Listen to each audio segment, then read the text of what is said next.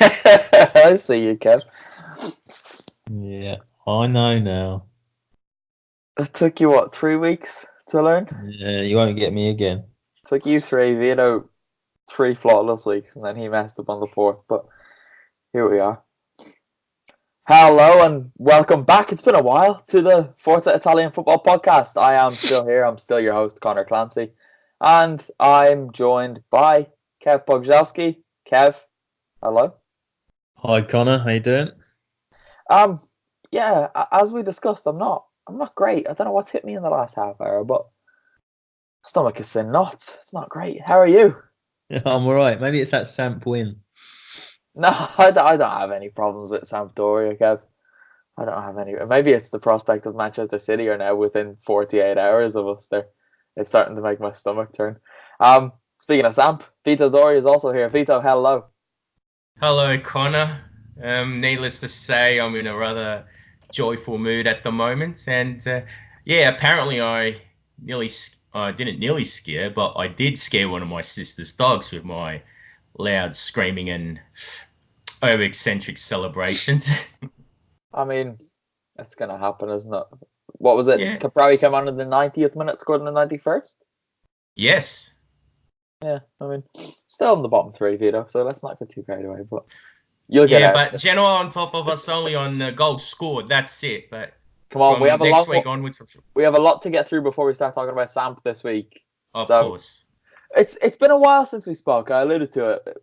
Obviously, the midweek round of fixtures last week kind of threw us. So we didn't really know what to do, and in the end, we did nothing. But there have been 3 games since we last spoke. Maybe 4. Well, 3 rounds of games rather, so 30. But we're just going to go through it as normal week, and start with the Derby della Mole, which saw Juve go to Torino and win 1-0. Vito, business as usual. Business as usual for Juventus, and they did just need the solitary goal. And it was from a very unlikely source, Matthijs de Ligt, the rather criticised Dutch starlet, emerged as the unlikely hero with a winner. And he probably could have actually scored one in the first half too. Otherwise, the main talking point was really that Sirigu had a fantastic game for Torino. And without him, I think Juventus would have won at least 5 or 6-0. That's how good he was. Yeah, Salvatore Sirigu, well, he's done really, really well since going to Torino. And this was just another one of those days from Kev. Yeah, I think he deserved a lot of credit for Torino's sort of resolute defence they had last season, which they've not particularly showing signs of this year. And he's one of those players that I've never been fully convinced, but kind of still wondered how he ended up almost not playing for a side contesting European football when he moved to Torino. But he certainly had a terrific game on Saturday evening, wasn't it? Even if I must admit, being the old grumpy so-and-so that I am, thought he'd made a few saves for the camera, as we call them, flinging himself almost after he'd made the punch over the bar and whatnot. Come on. Sirigu is an honest man, Kev. He wouldn't be doing things like that. Do you think that actually is something that happens in games like this, where it is so intense and the pressure is so naturally ramped up? Is he thinking of turning a show on for the cameras? I don't think it's putting a show on for the game. I think it's almost ingrained that the keeper almost, you watch every single level of football, you just see the keepers do that, and it's almost as if sometimes out of boredom because they haven't had a lot to do, or maybe to make their, goalkeeper is a position where you're fighting for that one sole position. So maybe you've got to sort of do something to make yourself get recognised, whether it's in the fans' minds or your coaches. Not that he's under any threat, but I think so. It just comes from years of goalkeepers doing this or being expected to do it. Yeah, if there's a goalkeeper listening to us, drop me a message. I want to talk to you. I've got so many questions I'd like to ask a goalkeeper. And I've only ever known one person, one of my mates who was a goalkeeper, and I used to just ask him questions all the time. Obviously, when I played football, I was a striker, so it was quite interesting to hear his perspective on things. But anyway, people don't care about that. Vito, you alluded to Matthijs de Ligt scoring the only goal of the game. It was an unlikely goal scorer, but finally he's done something good for Juve. Yes, that's right. Unfortunately, again, there was another handball incident, and I think social media blew it up. But as far as I'm concerned, it was moving away, so I don't think it was the penalty that people thought it was. But I'm glad that he still managed to keep his head up, made some pretty good tackles, some rather tough ones too. And I think this will be a great confidence booster with him. Not only that, aside from his defensive game, he has chipped in with goals in the past for Ajax, especially in that Champions League tie against Juve last year. So to win in a game like this, being the city derby, and they maintain first spot in Serie A, I think it's a very good thing for the young guy, and hopefully for him, it takes some criticism off his back. Yeah, well, he's kind of become the master of legal handballs since coming to Italy. Kev, do you know what handball is anymore? No, I picked my pen up briefly and started stabbing myself in the eye because I just don't want to discuss VAR or what penalties are or what is an unnatural silhouette. Moving your arm towards the ball. It's just crazy. Just someone should just shoot whoever thought of VAR, and we should just get away with it. But VAR is not the problem. VAR is quite good, and it has been quite good in Italy aside from the first 6 months. And see, I was having a discussion with a friend in Belgrade, of all places, and my argument over the VAR, and I'll try and keep this short, is what was its intention? Was it to bring in 0 errors? No. So it hasn't served its purpose. Was it to reduce the controversy around refereeing decisions? And I'd argue we get exactly the same number. We just get different scenarios really now.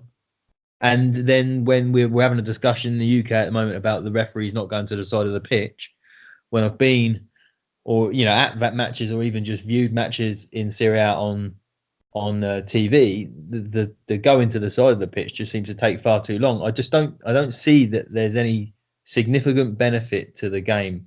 A few more calls get corrected, but I think the time and the controversies that we're still getting exactly the same discussion points as we were having before. They're just different points. No, but I think we're shifting our focus because it has reduced the number of refereeing errors, and you're never going to have no more mistakes because humans are ultimately still the last people who decide on it. VAR doesn't make a decision because it's a machine operated by a human.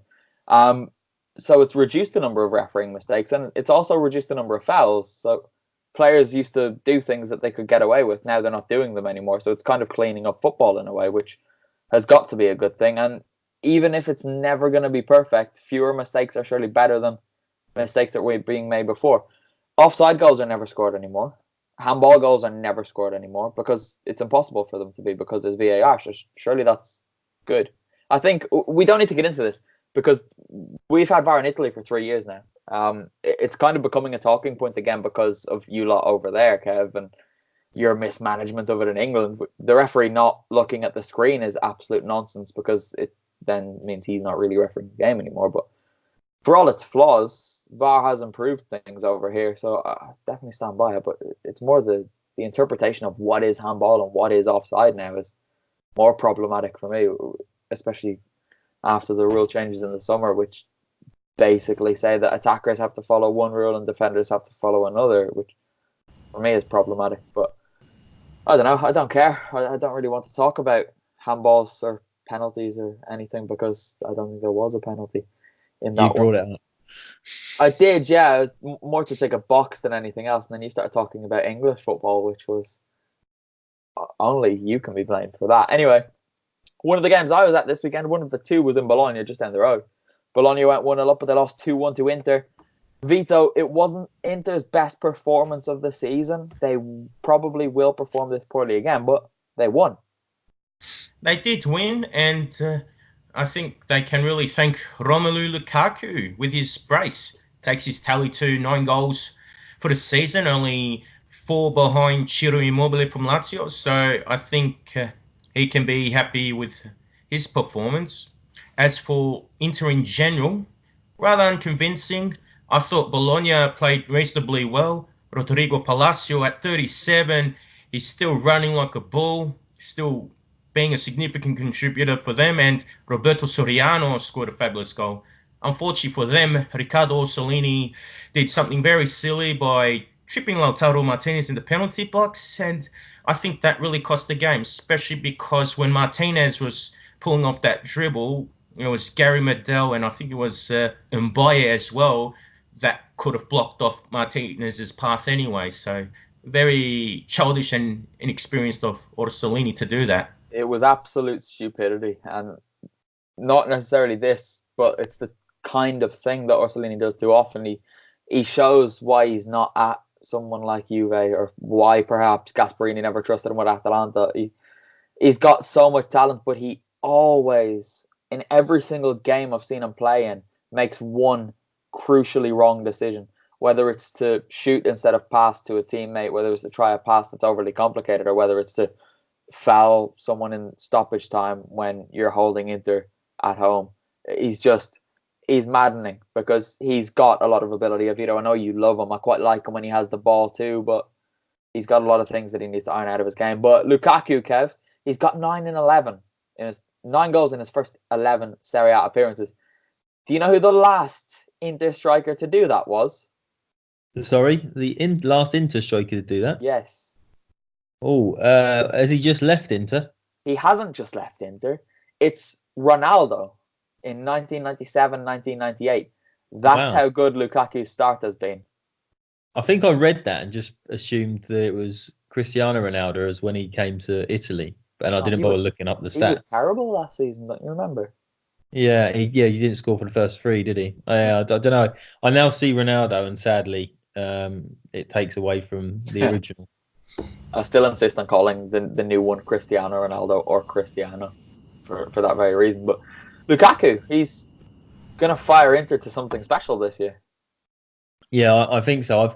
I've made him my player of the week this week for his contribution. I think if you look at what he did midweek as well, he scored that wonderful sort of drive, if you like, to also win the game for Inter. But the goals against Bologna showed sort of a different side to him, almost that the alertness around the box to sort of poach the goal just as it was rolling past the post, and then the calmness when you're away from home. You know that Juve are probably going to pick up points later in the day, and sort of slot the ball home was exactly what Inter need.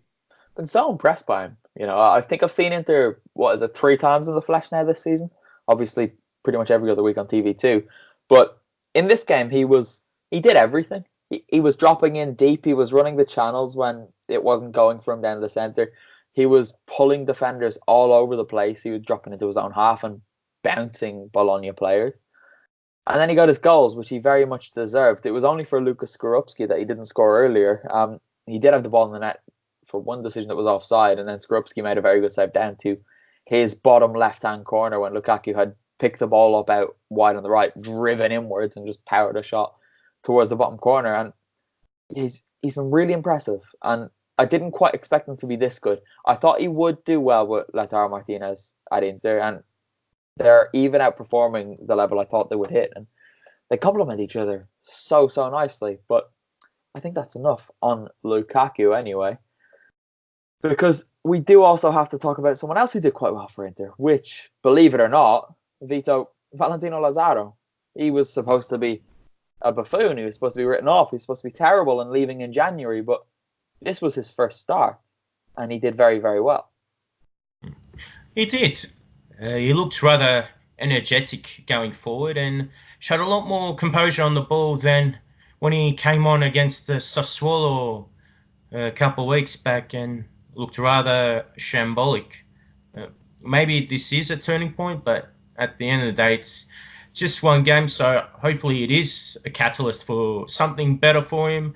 And at this stage, with the way the team's being built under Antonio Conte, I think they need Lazaro to chip in whenever he can, because as fantastic as Antonio Candreva has been this season, he is still 32 years old and can't be expected to play every single game. So the much younger Lazaro, if he can keep playing like he did, I think Inter actually have some decent cover on the right. You would think so. Kev, were we too quick to write him off, considering he did just come in this summer? Yeah, well, I must admit, I was reading some articles on him at the weekend and was just kind of surprised to remember he was there. You know, I missed him coming in over the summer, and then I kind of assumed that he was going to be a lot younger than 23 when I sort of did some research into him. And you know, he's got 25 Austrian caps. Mm-hmm. You know, and he had significant playing time at both Salzburg and also Hertha Berlin. So maybe that's why the people were expecting a little bit more from him. But if he can kick on from here, if he gets a little bit of playing time, who knows? If he can play like that every week, he's better than D'Ambrosio is. So I don't see why he couldn't be getting into the team every week. Kev, you mentioned your player of the week. Where can people read your player of the week?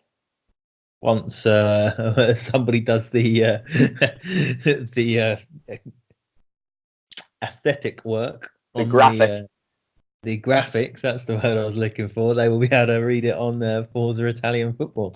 Just gonna get the granddad emoji and put it over your face for the YouTube viewers. And how do you choose your player of the week? Wow, depending on what I've seen. So sometimes a general performance can sway me. I think when I'm catching up and seeing a few highlights, I think it's largely the people that stand out if they've scored or assisted. You know, I think the most recent one I did was Ilicic for Atalanta, and not only assisting, he sort of played a key role in some of the other goals. To be honest, it was a bit of a toss-up this week. Me and Vito had a discussion over our Slack channel about I wanted to give it to Mario, who we'll get onto later, for standing up to what he stood up to. But yeah, it's a strange mix of things that have gone on for the weekend. It has been a strange mix. Obviously, you two discussed because Vito does the team of the week, which you will be able to read. It will probably be up by the time you listen to this, actually, on ForzaItalianFootball.com. If you're watching us on YouTube in the first 12 or so hours of its publishing, maybe not, but go back on Tuesday afternoon, late morning, and it will for sure be there. Vito, Alessandro Bastoni went back to Inter from Parma this summer, and I was quite surprised because he played a lot alongside Bruno Alves last year, and I didn't think he'd get many minutes, but he's keeping Diego Godin out of the team at the moment, and he played very, very well again. Defensively, he's been quite solid throughout the season so far, but the thing that's really caught my eye is that he's very comfortable on the ball, and sometimes I see him, get out of that left centre back position, in that back three, and he's very comfortable when he's advancing forward from defence, and just the way he has the ball at his feet and picks a pass, I think he does very well for someone his age. So it's good to see another young Italian defender on the rise. And I think, in addition to his defensive capabilities, I think it's really important that someone like him does have that comfort in the ball so he can adapt to the modern game. Yeah, I watched him quite a lot at Parma last year. I think I probably saw about 18 or 19 of Parma's games last season, and his progress was clear throughout the season. Having Bruno Alves beside him really helped. And I think coming into this Inter team where he's got both Milan Skriniar and who's the other one, Stefan de Vrij, alongside him, helps. Because even if he knows he's making a slip or if he's struggling to get through a game, to have those two guys next to you to help you through it's only going to help, isn't it? Over to Bologna, because they did go ahead through a Roberto Soriano strike, and it was quite a good one. And Kev, Bologna went ahead against Inter, and they can consider themselves quite unlucky. Yeah, there was, because Bologna's been a bit hit and miss this year after I probably cursed them by thinking that they'd do quite well.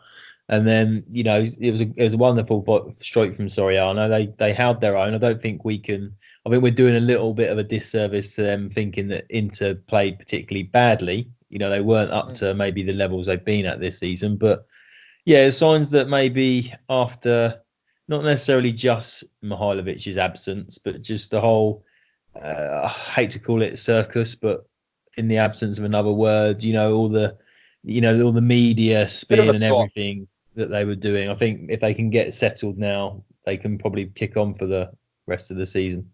Yeah, you would hope so, because they have got some talent in that squad, and when they play quite well.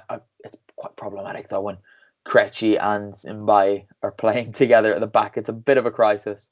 I was speaking to Alessio De Giuseppe down there again, and he was absolutely bricking it because he saw those two lining up in the starting 11. So some things still need to be fixed, but Bologna are okay. Next in the table, then we've got Atalanta Cagliari. Cagliari went to Bergamo and won. First team to win at the new Jeva Stadium or whatever they're calling it. The Stadio Atletico d'Italia. We'll stick with that. The Sardinians mean business, Vito. They're now level with Atalanta, and they'll be starting to stop themselves from thinking about Europe at this stage. Yeah, it's been an incredible transformation this season. They had a fantastic summer transfer window when they managed to sell Nicolo Barella, and they brought in some really quality players, especially in midfield. And the way they played against Atalanta, I think they put Lade under some really serious pressure, and they probably could have won by a few more, to be honest. They're a very energetic side, well organised under Rolando Maran, and they have a bit more firepower than the previous Rolando Maran teams of the past. And it's not just last season's Cagliari or even his Chievo teams, but yeah, I don't recall another Maran side being, this good offensively. No, that's the thing, right? And Kev, Rolando Maran's not the type that's going to allow them to become sloppy. So with the firepower they have up front, they'll be okay. They'll do quite well this year. Yeah, as I say, if they've tightened it up at the back and what they've got going forward, I think they can maybe be what I thought Bologna might be this year. Why have you done that to them? Well, sorry, I'll probably curse them, but well, let's face it, Bologna didn't get European football last year, so maybe Cagliari will just drop out towards the back end of the season. But there's a lot of positive signs there. It's just I always find these things strange where there's been such a sort of turnaround, particularly when they've lost, the players that they've lost, and whether that has galvanised. I know Nangolan's come in, but it's interesting because Rolando Maran, for all his experience, has never really set the world alight from my understanding. I think what I've watched keeping Chievo up for so many seasons is the equivalent of qualifying for the Champions League with a normal side. I mean, he had them punching above their weight just by being in Serie A so consistently. I quite like Maran. I think he does quite a good job with what he's got, and I'm hoping he can prove that at Cagliari this year. What have we got? But come on, Giovanni Simeone. He's amazing. I love him again. He's so good to watch, and if he could score goals, he'd be the best striker in the world, Vito. Well, at least he did score with a exquisite chip against Bologna in that 3-2 victory. So there is one piece of highlights, for the real. But in this game, he probably should have scored the opening goal, but his shot just went straight into Pierluigi Golini, and that was about it from him. If he can provide more goals, Cagliari would certainly be more dangerous, and also, they might have that serious push for a Europa League spot. So far, they've had a rather even spread of goal scorers, to be honest. And, like last week, again in that Bologna game, they had 2 goals scored by João Pedro. And then in the other games, you've got Nainggolan and a few of the others chipping in with the goals. And this time it was Christian Oliva, one of the Uruguayan midfielders. He got the second goal. So there's that nice spread of contributors, but it's always useful when you have that one striker that you can depend on, and he'll just keep firing them in. Kev, Atalanta have only won one of their last 4 games. Okay, they have played a high-flying Cagliari, Lazio, and Napoli both away in those 4 games, and they scored 7 in the other. But is this a dip? I don't know. I'm not even sure if Atalanta have dips, or they just can usually wavy until the latter stage of the season. I think some concessions can be given for the opposition that they had, and actually the closeness of the games. You know, if we remember that Napoli was midweek, so you're probably trying to manage the squad. I know we've discussed the lack of Zapata. I don't think that's having a significant impact. It's having some impact on their performances, but I don't think it's the sole reason when you've got Muriel still scoring for them. But I think when we're talking about the last run of games, you've got 3 there within 10 days. So I think you can expect to drop points, but maybe they've dropped points where they wouldn't have wanted to, or you'd necessarily think they would have. Yeah, well, speaking of dropped points, they play Manchester City on Wednesday evening. That'll be fun for Pep, probably, but people will have watched that by the time they listen to this, so we won't dwell on the Champions League. We'll move on to a side who deserve discussing, and it reminds me as well, actually, we did run a competition over on our Twitter account and also on our Instagram account. Sorry, I forgot to speak there. Won't be the first or the last time. Where you could win a t-shirt courtesy of, I guess we could call them our friends at this stage. They've given us enough things for competitions in the past. Our friends over at Art of Football. The winner of that will be discussed and chosen a little bit later in the podcast. So stay tuned for that. Roma beat Napoli 2-1. Roma are, Kev, they're competent. Yeah, they're quietly going about their business. They've sort of drifted into 3rd place now after the slip up, I suppose, from Atalanta. And yeah, they just I never really followed too much of what Paulo Fonseca did in Ukraine, but he seems to have got a nice cohesive unit there. You've got, I must give Chris Smalling credit because he's done far better than I expected him to do there. Maybe I was talking to somebody online about this last week, and maybe the language barrier that you often need to, organise a defence is not there, where you've got a Kolarov who must have picked up some English during his time at Manchester City. So yeah, defence, that Pau Lopez is a huge upgrade on Robin Olsen. So I think if you're starting from that basis, it seems to suddenly coming together up top. Stop laughing, Vito. How have you squeezed him in? How have you done that? Well, I nearly squeezed him in because Gomez had a shot and it bounced off the bar off of Olsen's head and nearly went in, but I didn't mention it, so I thought I had to squeeze him in somewhere. Yeah, it's a fair point. I thought we had gotten through that quite nicely without you mentioning it, but I should know you better by now. Wasn't to be. Vito, how much credit does Fonseca deserve for turning Roma and indeed Chris Smalling into competent footballers and a competent team?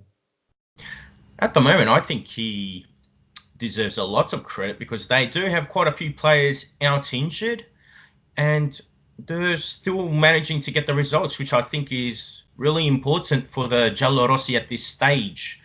Chris Smalling's performances have really surprised me, and I think it's obviously great to see because he was another one at Manchester United that had his fair share of critics like Romelu Lukaku. So for him to come to Roma and do what he's been doing so far, I think has been fantastic. And another player that has done well under Mancini in recent weeks is Gianluca Mancini. He came to Atalanta as a centre-back, and now he's a makeshift defensive midfielder.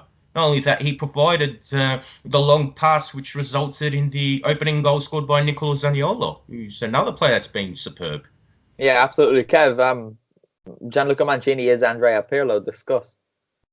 Yeah, apparently so. I know you've got your Atalanta hat on as well. When you think I haven't. I've got my FIF shirt on, but I haven't got my hat on. Yeah, I think with him and Jordan Veretout there in the middle of the park, and Vito touched on the injury, if you like, crisis that they've got there at the moment, and maybe that's helping them. That everybody knows they've got to put that sort of extra 10% in to try and stay up there challenging, because you've got the likes of Juve and Inter that are probably going to take those 2 top spots. And Roma don't want another year outside of the Champions League. They've got the key materials to get them back into it. Nicolo Zaniolo is one of them. Vito, you briefly mentioned him, but he came in for some criticism from who was it, Fabio Capello recently, and he's responded in the best possible way by scoring goals. Yes, well, now he's got 3 goals in as many games. Roma have obviously won those games too. So I think it's great that he's responding this way because he is a fantastic young player and he's got the attributes to really succeed as a footballer. I mean, I don't want to talk him up too much, but I do think, I will say that he's got what it takes to be one of the greats. He's barely 20 years old, but he plays with just such grace and composure. And when you can score goals like he's been doing for a team like Roma, who should be pushing for a Champions League spot, I think that gives a player great confidence. And when they're doing that at 20, it just makes you wonder what they can do when they are supposed to reach their peak in their mid-20s. Yeah, someone will mention him in the same sentence as Francesco Totti at some point in the next 3 months, though, and then he'll never do anything good ever again, and that's just how it's going to go forever at Roma. Kev, if Gianluca Mancini is Andrea Pirlo, then Chris Smalling is Paolo Maldini? Yeah, why not? Let's say that. I'd say I will give him some credit. I didn't rate him when I've seen him. Yet he seems to have settled in really well. I don't think Roma had a particular soft centre there before. You think they lost Manolas, so it wasn't the obvious place that they needed to maybe strengthen. But he's just come in. I saw him closing down Callahan, which I think was the incident that led to the first penalty when he handled the ball being chased out of the box from a corner. Just all round, I'm just impressed. His distribution, even, which he never really did much in a United shirt. I don't want to go too far into praising former or current Manchester United players. Take your Liverpool hat off, Kev. Come on, be professional. But no, he did well. He had that goal line clearance as well.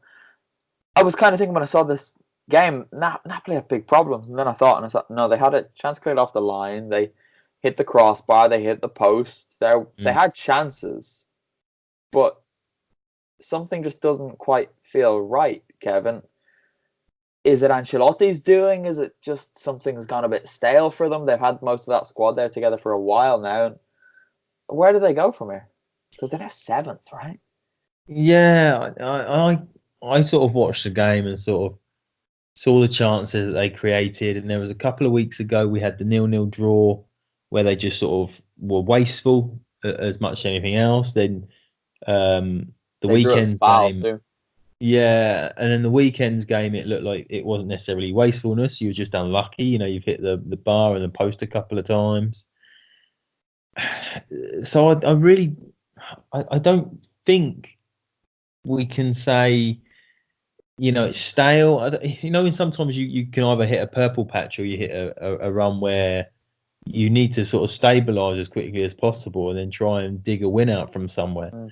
Because I think actually Ancelotti's had a real good impact on the team, because they could have almost spiraled from losing Sarri and that sort of identity they had of the passing game. And I think it'll be an interesting couple of weeks. I honestly don't know who they've got coming up. I'm trying to think. Obviously, they've got Champions League midweek, but they've got Genoa in Naples next Saturday. Vito's smiling. And then they've got Milan the week after, which we'll get to, by the way. So Genoa, Milan, Bologna are the next 3 games. Yeah, well, 2, they're ideal, really, on current form. Yeah, you would think, right? But I don't know. Football's funny. Alex Mera, 2 great saves. The one, who was it that it was a header and he tipped it over the crossbar. It was a phenomenal save. I think it was Milik. And Mera made an unbelievable save. Sometimes you just need reminding that he's a very, very good goalkeeper. Because when we talk about Napoli, we tend not to talk about him. If we're looking at them defensively, the credit usually goes to Koulibaly and Manolas, I guess, this season. But No, Merit's top. Anyway, next up, Milan. They lost again. Normal service has resumed. Don't worry, Italian football fans. They're still Milan. They lost to Lazio this time, and there's no other place to start other than Ciro Immobile. He scored his 100th goal for the Biancocelesti, and Vito, he's still somehow underrated, even by us. Yeah, I think he is a maligned striker, and most of that, I reckon, is more than anything due to his performances with the Italian national team. Unfortunately, it's been very disappointing when he's played for the Azzurri, and the Sweden disaster 2 years ago. There were a lot of players that played poorly, but he was more or less the main scapegoat because he didn't score any goals. And even though the team has been transformed under Roberto Mancini, he hasn't really improved along with the rest of the team. Most of the other players have really gone up a level or really shown their true colours. Going back to Lazio, though, and yeah, just his club career in general, I think he's an excellent Serie A standard striker.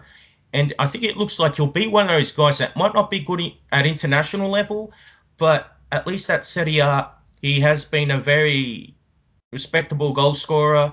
At Torino, he was relied upon, and now at Lazio for the last 3 years or so, he has been very prolific.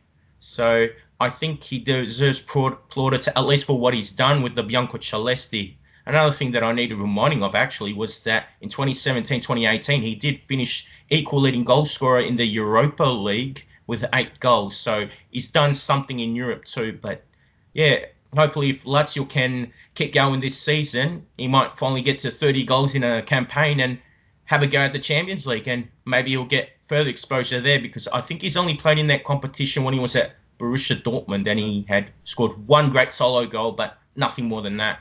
Yeah, that goal was excellent, and otherwise pretty dry time for him in Germany, sadly. But Stefano Pioli, okay, he's annoyed me because Milan play one game a week, 35 weeks of the season, and then there's the 3 weeks where they'll play 3 times or twice.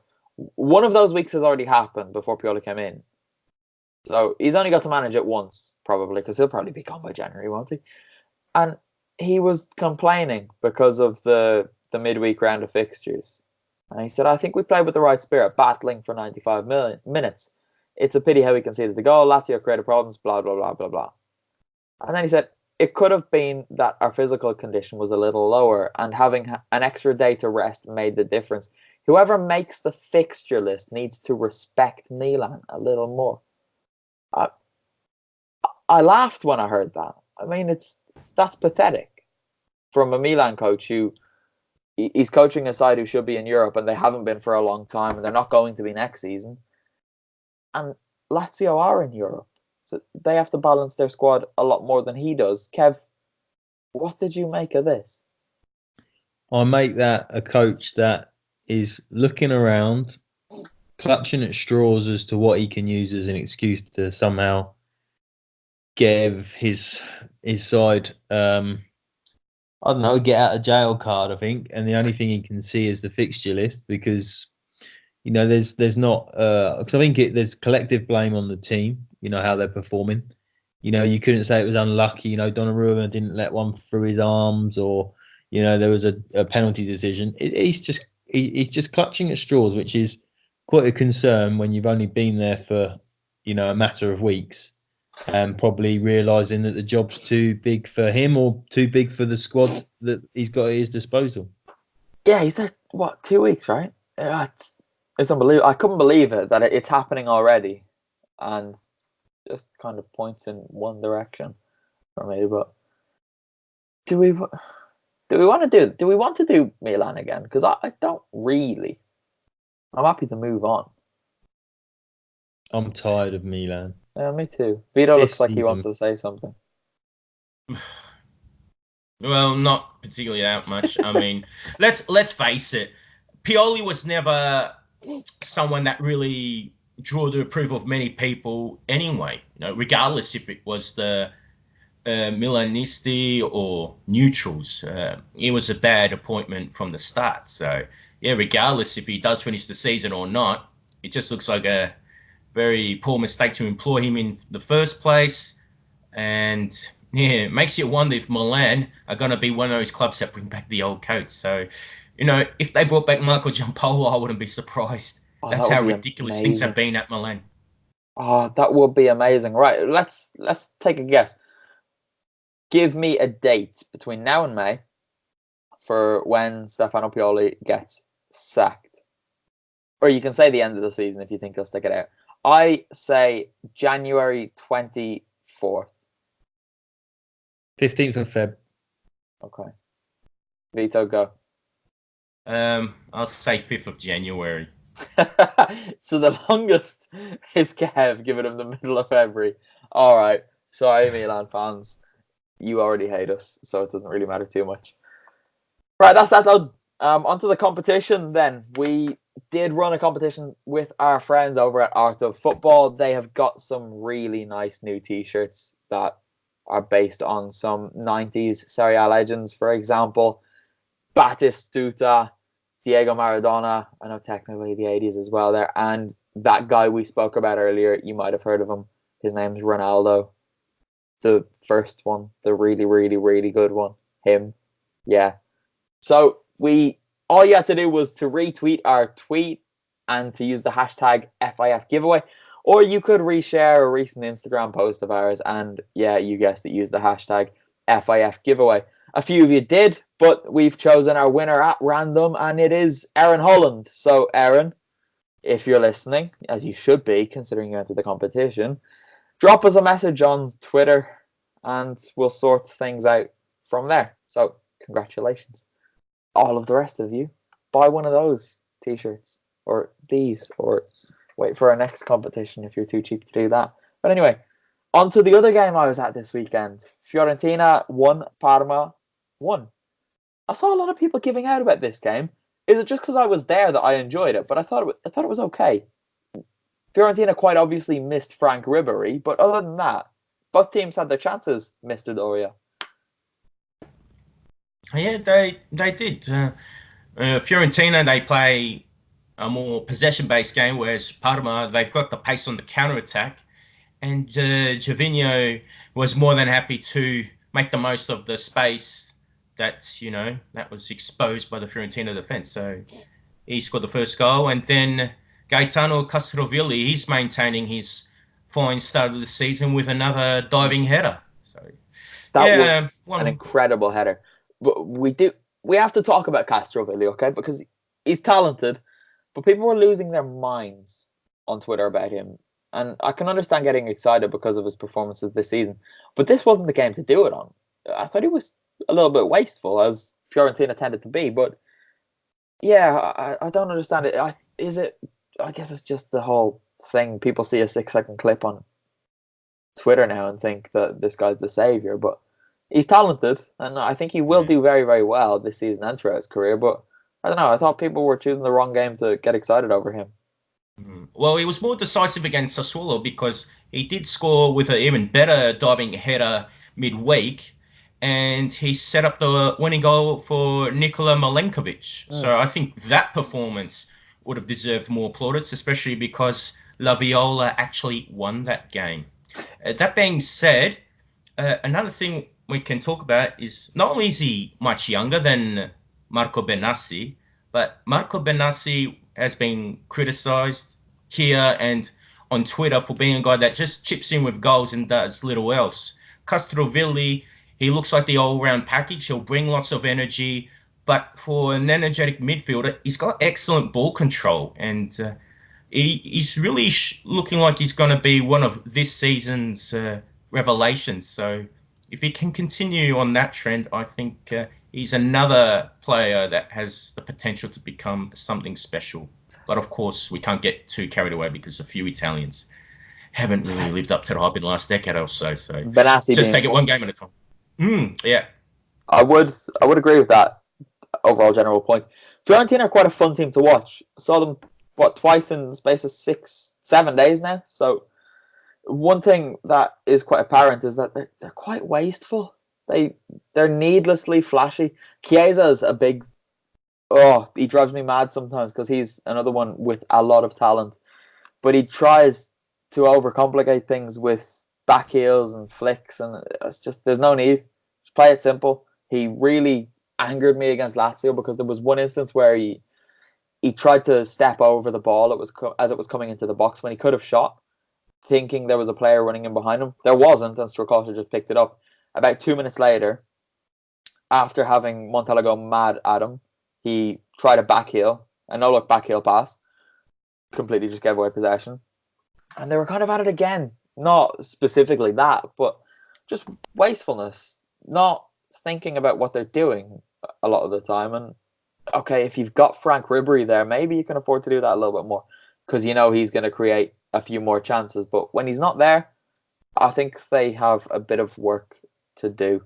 But Parma, they're doing all right, Kev. They're sitting quite comfortably in mid-table at the moment, and considering their squad has been absolutely plagued by injuries, Roberto D'Aversa is doing quite secretly a good job. Yeah, I think he's still, or the team is still riding that sort of crest of the promotions and being back in Serie A. You know, and there's clearly a cohesive unit there. And then you've got the likes of Gervinho, who I know is somebody else that frustrates you from time to time. But he is that match winner. He's got that bit of quality to do like he did and, you know, drive forward and produce a delicate chip. And, you know, if it wasn't for his inconsistency, he probably would have maybe played at a not much higher level, but, you know, maybe longer for a more successful side rather than a higher level. This season, I think Parma would be better off without him because he's that much of a nuisance. They've got players who can do what he does now in Jan Karamo and Dejan Kulusevski. I know they're both young, but they're more willing to run and defend. Kulusevski, I think, covered more ground than anyone in a game recently, and that was more than anyone in Europe. He's a phenomenal player. Everyone who listens to this podcast and reads my articles and know what I think about Kulusevski. And Karamo's showing himself to be not too far behind since coming into the team. Gervinho is absolutely infuriating. I'm not sure if you read my post-match opinion piece, but the last section of it was dedicated to him. And it's even more annoying now because he's wearing the captain's armband in Bruno Alves' injury absence. And he clearly just cares about himself so much more than he cares about the team. You lose count of the number of chances he has where he shoots from 20 yards or from a stupid angle. And Kulusevski, Kuchka, and Karamo are just kind of stood there in the box, not even giving him a bollocking because what's the point? He's just going to do it anyway. And there was I think it was in the Genoa game where they beat Genoa 5-1 and they were celebrating a goal. And I just saw Gervinho going over and kind of pulling someone and being like, oh, you should have passed the ball to me there a few minutes ago. Thinking, right, you should just take the captain's armband off you now. It's ridiculous. He's clearly only wearing it because he was brought in probably with some sort of clause. They say, oh, you can be captain when Bruno's not fit, but he drives me mad. I'm sick of talking about him. Go over and read what I wrote after this game because I like Parma and I don't really like Gervinho that much. And if I was a Parma fan, yeah, he drives me insane. Anyway, Verona, Brescia, we've reached that point. Verona beat Brescia 2-1. But that's not what anyone was talking about because, surprise, surprise, guys, the Verona fans made monkey noises and racially abused Mario Balotelli. Verona were here in midweek. They're on Tuesday night here in Parma, and they also made monkey noises towards Jan Karamo and Gervinho. In the first half, the two ran into each other and fell. Unfortunately, it was right in front of the Verona Ultras, so obviously they do what you do in that situation, right? You make monkey noises to annoy the opposing player. Yeah? No, of course not. Then in the second half, there was an incident where it all got a bit heated. Needlessly, Verona got angry, which you can understand they were hanging on to the win. Karamo basically was the one who was guilty of being in possession when they got angry. So they all did monkey noises again.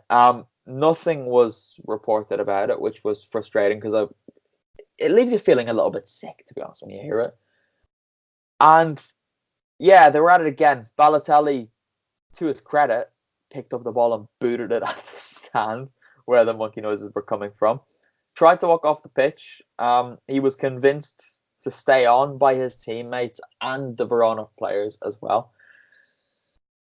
And it's just more of the same, Kev. Yeah, it's I think it's just sad that we're in a scenario where everybody's trying to convince him to stay on the pitch and not deciding to all walk off together. Yeah. I think for such a young man, Tonelli pleading with the referee to sort of acknowledge the racism, because I assume that would then have put in some call for a tannoy announcement for people to stop. You know, for someone at 19 years old, you know, to support his teammate. But maybe if a few more of them did it and we actually saw games being stopped, maybe that would be a bigger signal to the Italian authorities to do something about it, because I noticed that they took all they quickly rounded up the videos online to get those taken off. And there was very little on the highlights that they put out from their official channels. Yeah, actually, do you know what? I'm going to give them a little bit of credit, because I didn't think they were going to include that at all. Yeah, they left some on there. Yeah, did surprise me. They showed what happened. They showed him booting the ball at the stand. They showed the aftermath. So I'm not giving them credit, but maybe I'm just the bar is quite low for what I expect from them, I suppose. One of the, if not the leader of Hellas's ultras was doing a local radio interview this Monday morning, and obviously he was asked about Balotelli. So I'm going to read some of the quotes from what he said this morning. He said, Balotelli, who's a finished player, decided yesterday to be spurred on by someone or something to do that act of clownery and kick the ball at the curva. Next year he won't be playing football, he'll be a prima donna on TV. He found himself under Verona's curva and decided to kick the ball. He's bothered because we sing Mario, Mario, and he prefers to be insulted. Right, no. And then he went on to say he has defamed Verona. There were people who monkey chanted him, 7 people. We have a certain kind of cultural identity. We are a fan base that's irreverent. We like to take the piss out of players with long hair, players from the south of Italy, and players of colour. But we don't do it with political or racist intentions. This is folklore. It stops there. We're not finished, by the way. Just as against Milan 2 years ago, we celebrated and clapped our hands for Mario. Instead, the referee, when Balotelli kicked the ball away, I don't even really want to go on, but this is the worst part for me, right? Because we know Verona aren't going to get punished. There was an investigation into it that said, no, it was only 15 people, so don't worry about it. And the Verona Ultra kind of is aware of that. He said, and you all have to wait for the sporting authorities. You'll see Verona's curva won't be punished. These monkey chants were made by 4 people who only the person who made the video could hear. Balotelli heard voices in his own head. Balotelli is Italian because he has Italian citizenship, but he'll never be fully Italian. Verona's fans are racist. And then he went on to say, we have in our team who scored yesterday, and all of Verona applauded him. Oh, is there a problem with the word? What are you supposed to do about that? This guy is now faced up to this, right? Can we not just close the curva? Yeah, you had Verona's coach Ivan Juric speaking about how the noises didn't happen. They were just whistles, he said. Surely, can we do something about that as well? He's just denying that it's happening. I think the problem I have with the closing of Kev, your mic is covered.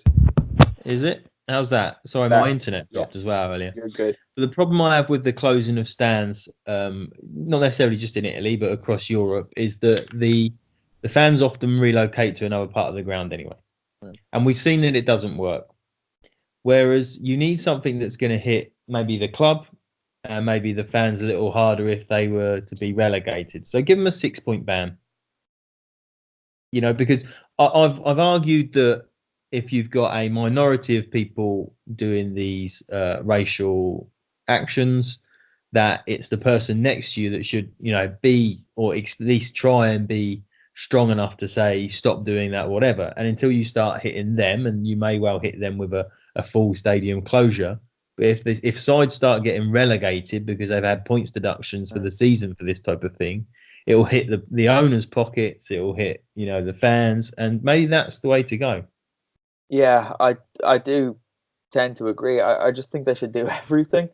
Close the stands as well. Close the stands and take 6 points off them. If they do it again, take 12 points off them. If they do it again, take 24 points off them. Because it is probably the only way that it's going to stop, right?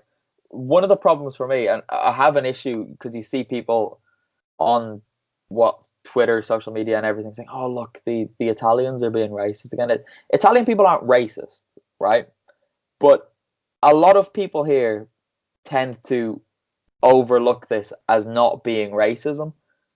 You speak to people about it, and normal people who have pretty rational opinions on everything else, and you speak to them about this, and they're saying, "Oh no, that's not racism, though. They're just doing it to put them off. They're not racists. They're just trying to distract them. It's sportsmanship." And obviously, you have to then say, "No, but call them something else." You don't have to make a monkey noise at someone to put them off. It's like that term in the statement they set out, which I was like, "This is folklore."